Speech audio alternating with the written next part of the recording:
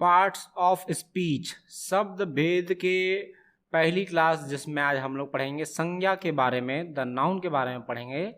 तो देखते हैं भाई क्या होगा इसका प्रोसेस। तो अंग्रेजी का डेफिनेशन तो हमको पता है, the noun is the name of person, place और थिंग्स। संज्ञा किसी पुरुष, स्थान, वस्तु के नाम को कहा जाता है, जैसे कि रमेश, सुरेश, रानी, पेंसिल, टेबल, भोपाल।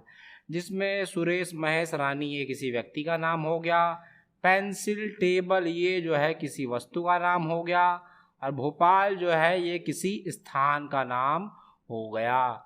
आगे बढ़ते हैं।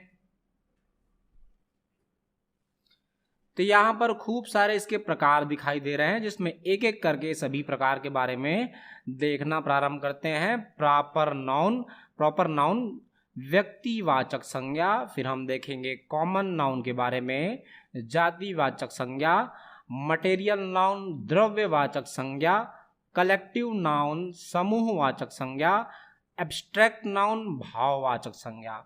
तो एक एक करके इन सभी के बारे में जानकारी प्राप्त करेंगे। तो पहला पॉइंट लेते हैं हम लोग प्रॉपर नाउन व्यक्तिवाचक संज्ञा। किसी व्यक्ति, स्थान या वस्तु के नाम को हम प्रॉपर नाउन कहते हैं, इसे व्यक्तिवाचक संज्ञा भी कहा जाता है। तो दो चीज़ों के बारे में बात होगा बोल रहा भाई, या तो हम व्यक्ति की बात करेंगे या फिर स्थान की बात करने वाले हैं। एग्जाम्पल की बात करें तो पहला एग्जाम्पल दिखाई दे रहा है, Krishna is a good girl. यहाँ पर किसी व्यक्ति विशेष के बारे में बात हो रही है। आगे बढ़ते हैं, अगला एग्जाम्पल लेते हैं। यहाँ पर किसी व्यक्ति की बात हुई थी, अब यहाँ पर किसी स्थान की बात हो रही है, वस्तु की बात हो रही है। Qutub Minar is a very high, जो कुतुब मीनार जो है बहुत ही ऊंचा इमारत है, तो किसी वस्तु के बारे में बात हो गया यहाँ पे।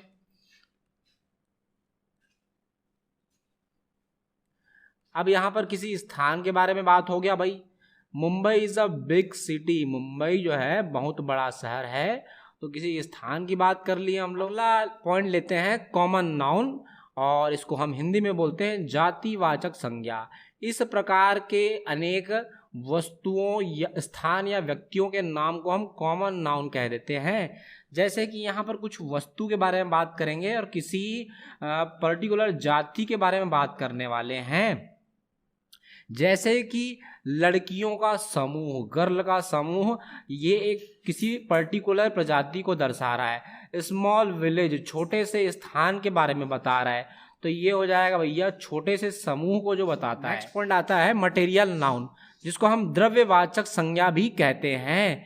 किसी तरल पदार्थ या जड़ वस्तु के को ही हम मटेरियल नाउन या द्रव्यवाचक संज्ञा कहते हैं। इसका एग्जाम्पल देखेंगे तो हमको अच्छे से समझ में आ जाएगा।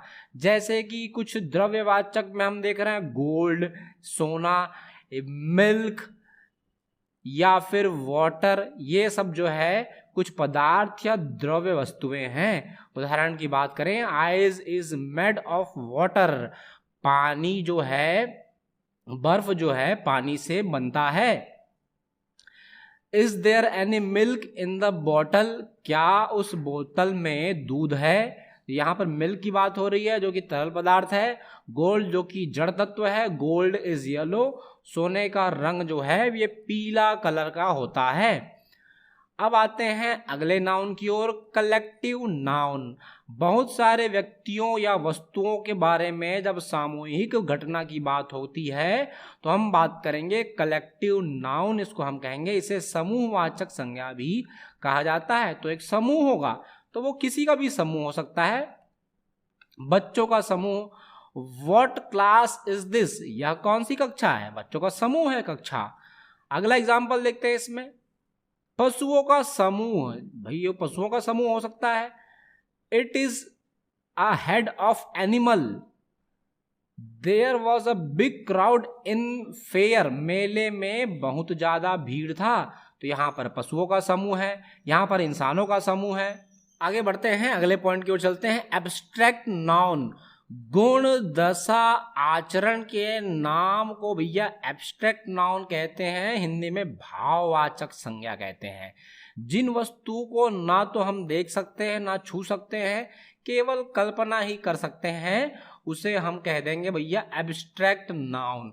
जैसे कि यहाँ पर एक एग्जाम्पल देख रहे हैं, ईमानदारी, जिसको हम अंग्रेजी में ऑनेस्टी बोल देते हैं। तो ऑनेस्टी को हम देख नहीं सकते, छू नहीं सकते, इसको सिर्फ महसूस कर सकते हैं। कोई व्यक्ति कितना ईमानदार है, इसको हम छू नहीं सकते, इसको सिर्फ महसूस कर सकते हैं।